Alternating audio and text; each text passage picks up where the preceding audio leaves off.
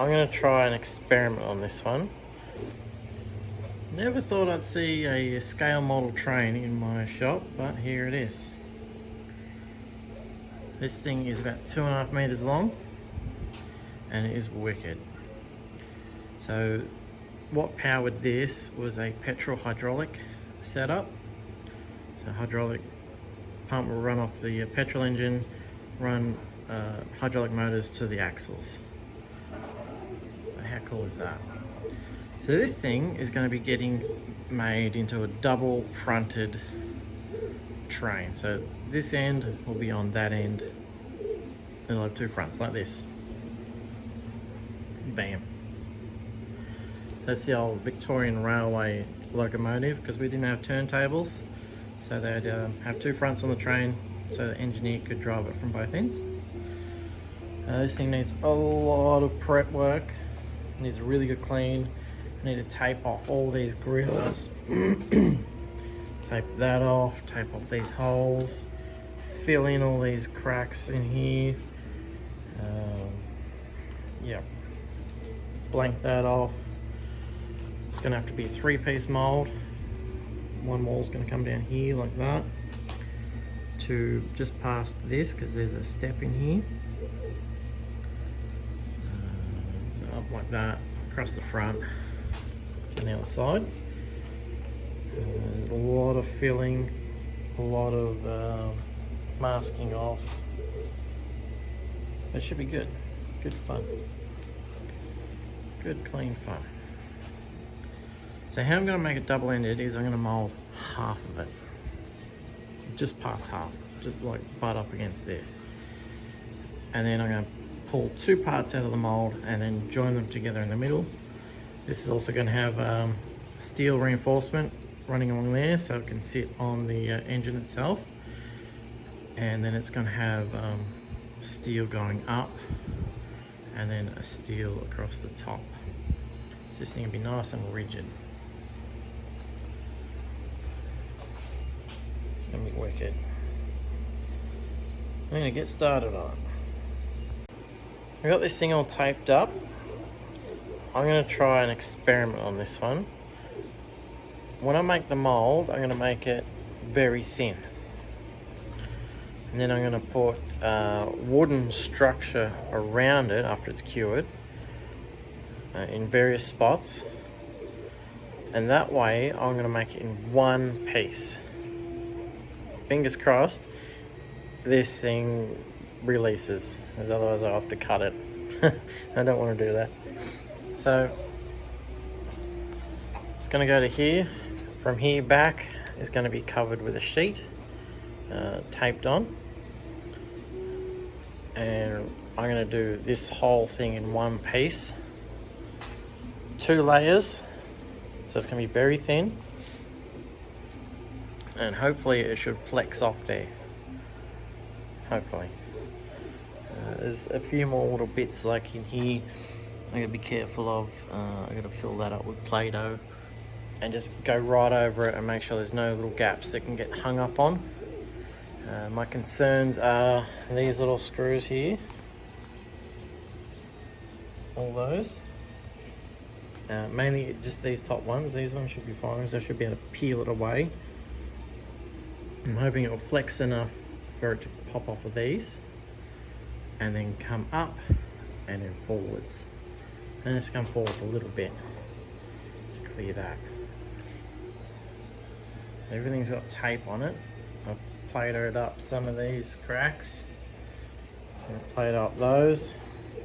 Wax it, PVA it, and then spray some gel coat on. This mess here is a combination of things, but this here in particular is a cup gun. So you get these cups down here, and you fill that up with your gel coat. It attaches to this. This has your nozzles on it. So I'm going to be using the bigger one. I think, is it written on there? No. But one's bigger than the other. And I've got other ones too. I'm going to be using either this 4mm one or possibly a 5mm one that's in this bag. This thing slings gel coat way better than a HVLP. It's slightly messier, and you do have to remember to tip it up so the gel coat doesn't leak, because there's no needle. It's just direct. So it relies on a vacuum.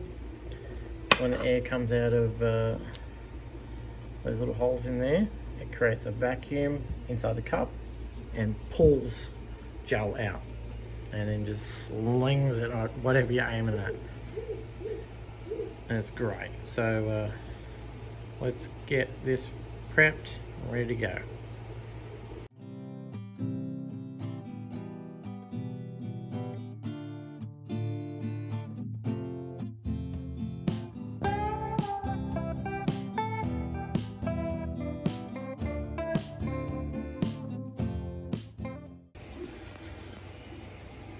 There it is, all gel coated up. I ended up putting 3 coats of gel on it. I only showed you one, and you might have noticed I was stopping and starting here. I forgot to open up the isolation valve behind that airline up there. You can barely see it. That little silvery bit there's an isolation valve connecting my 2 compressors. So once I opened that up, I was able to spray it continuously, because I got a big compressor with auxiliary tanks, and then that little guy as well. So now it's time for 2 layers of 225 GSM chop strand mat, and that's it. Just 2 layers. I want this thing to be super flexible so I can get it off in one piece. And then before I take it off, I'm going to build a wooden structure around it that'll help support the mold and keep its shape, and be able to be removed so I can flex the mold off the bodies. So let's do that.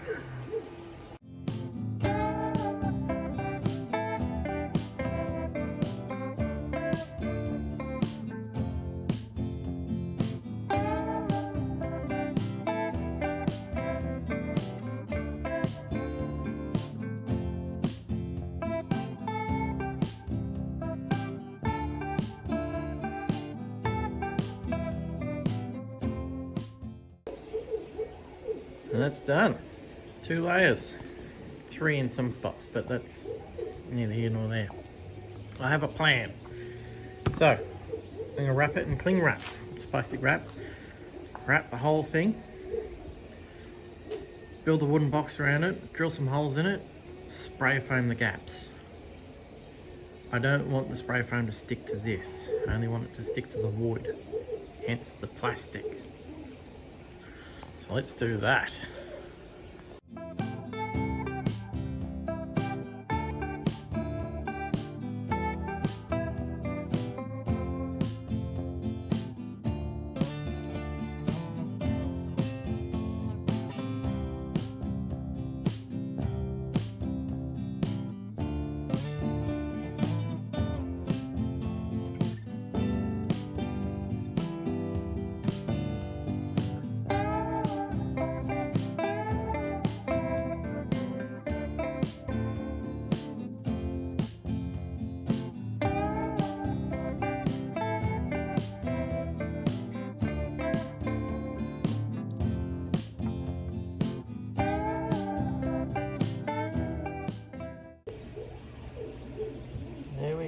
The box train.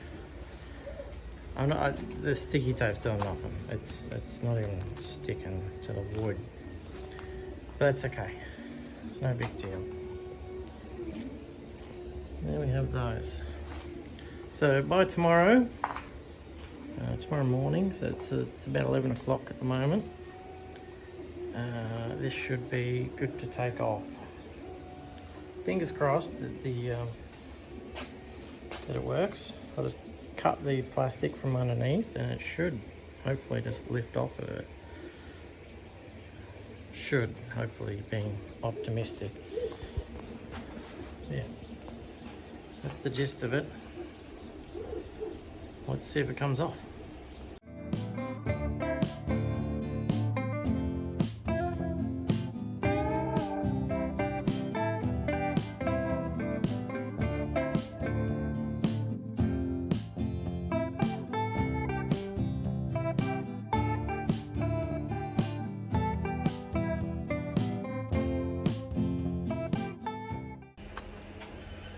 Well, it didn't go quite according to plan, but it's off and it's usable. I can still use that.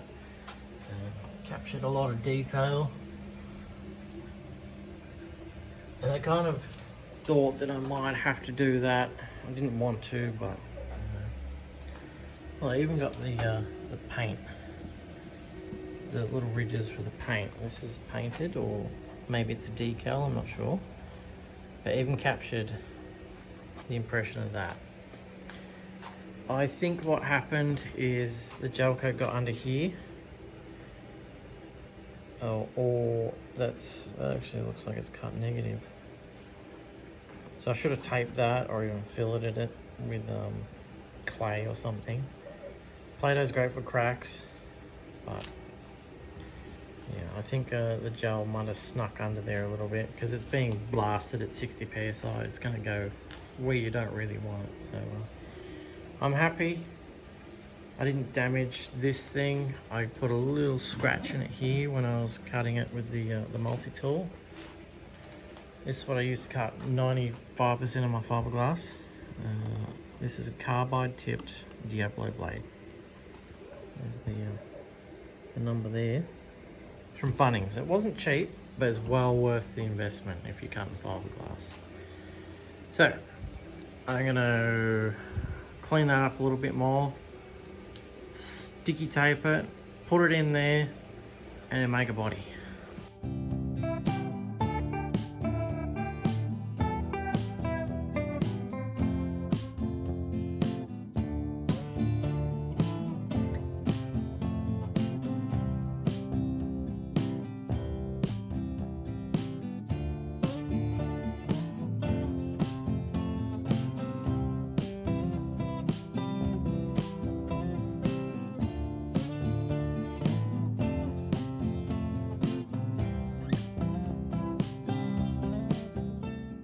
There it is, all laid up.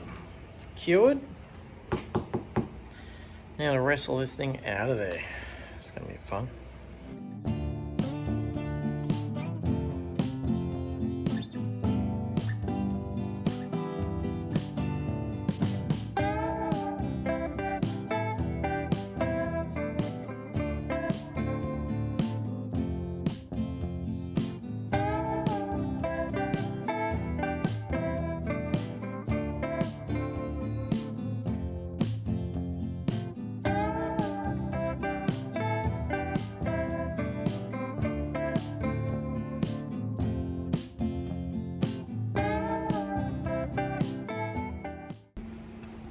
There it is. Pardon me. Got some battle scars. It's a tight fit. There is like a bit of a dent that runs down the center from where the mold split is, but nothing a bit of bodywork can't fix. And this one being a budget build and only using that mold twice, so it's all good. Let's go wash it.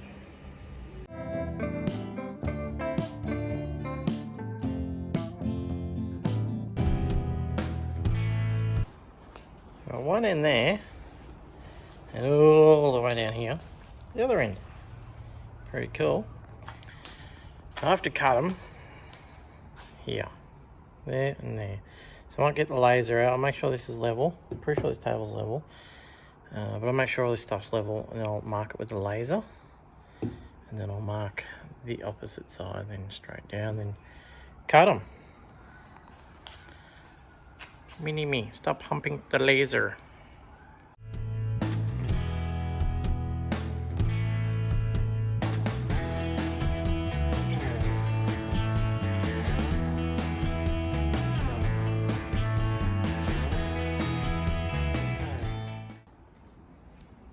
As you just saw, trimmed up this, not too bad. Had the customer here, this is too long, so I could take 150mm out of it, and it just so happens to be the front of this edge to the back of this edge, or thereabouts. So these are going to end up like this, at a junction, and there'll be no door here. which is cool. This one's got the little separation piece there. That's what I was trying to aim for. Like, I could snug it up a little bit, but it's too long with the extra nose portion of it on both ends. So this one has just got a flat end, whereas this one's got the double ender. Too long, so chop that out. There it is. It's not too bad.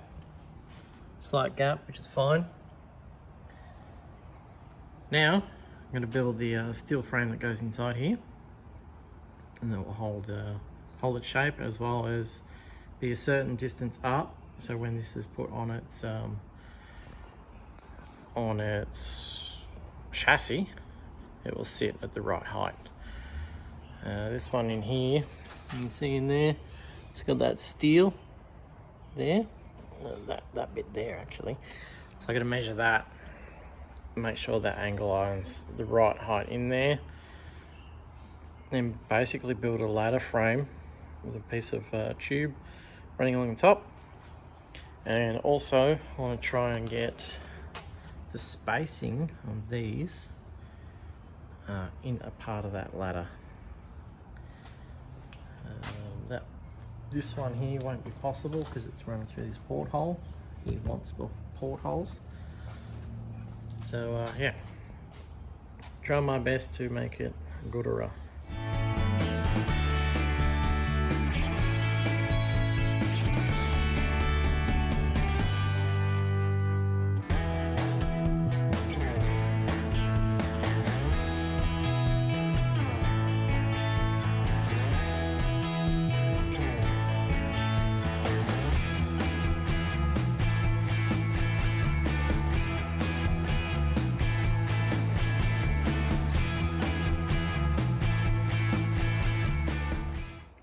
Got the frame in place, measured from the bottom out to the right distance, and then hot glued this in place. Just under there, between these, slight misalignment issue, with sorted by that. I've got tape around. Also glued that side, and I've got some glass prepared, so I'm going to lay glass in there.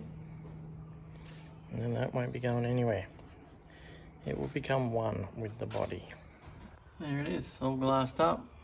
Glassed that bit up. There's a bit of rough spot there, so I sanded it. CROC rods. That's it. Flip it over and show you how it looks. There we have it. The train. I didn't explain what these black lines were, but that's where the steel is behind it. So I marked the body and where those bits here are. That's those. There's none in the center, which is fine. That's much thicker here anyway now. That's the join. The customer will do what he wants with that. He wasn't concerned about it when I showed him